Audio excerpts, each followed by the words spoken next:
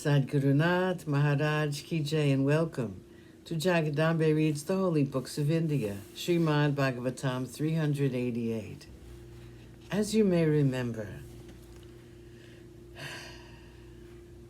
Lord Krishna asked Narada to tell about the world outside. There is nothing which you do not know, and so please tell us the purpose of your visit and what my immediate duty is. Krishna smiled mischievously as he said this, and Narada smiled back. Narada said, Krishna, if you had spoken these words to someone else, it would have been fitting. But I'm the wrong person. I happen to know who you are. You are the absolute truth, and I have seen your Maya too often to be deceived by it. It does amuse me to see you talk as though you know nothing about what is happening in the world outside. Still, to please you, I will also keep up the pretense and answer accordingly. Nothing very important is happening, nothing worthy of mention, except perhaps the one thought in the mind of your cousin, Yudhishthira. He wants to perform the Rajasuya.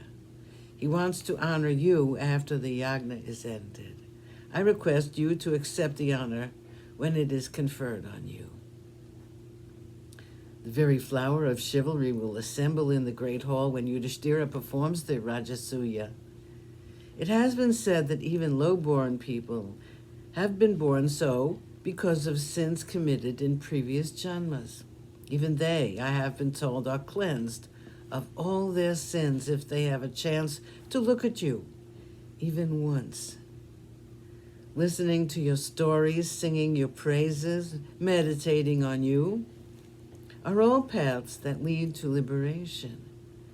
When such is the case, need I say how much more easily people can obtain salvation if they see your Srimurti? When you enter the hall, it will be as pure as the river Ganga, which flows from your feet, who is called Mandakini in the heavens, Ganga on the earth, and Bhogavati in the nether regions. Such is the sanctity the earth gets by the touch of your feet.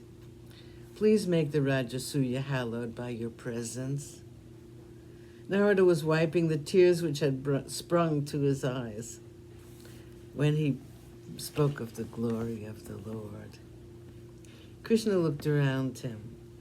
He could see that his Yadava kinsmen were more desirous of fighting with Jarasandha and releasing the kings who had asked for help than thinking about the doubtful thrill of attending the Rajasuya in the distant future.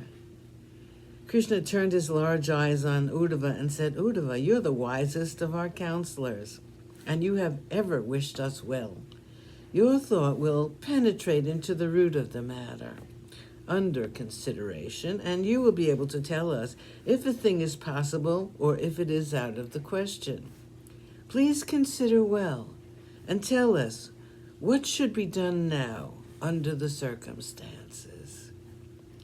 Set a difficult task by the all-knowing who pretended that he knew nothing and that he wanted advice on how to act under the circumstances, Uddhava stood up and spoke.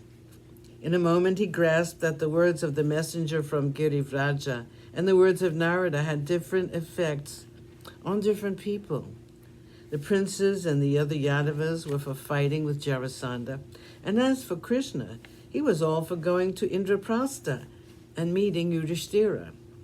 Uddhava thought for a while and then said, Krishna, it seems to me, both the tasks are equally important and both of them need urgent consideration.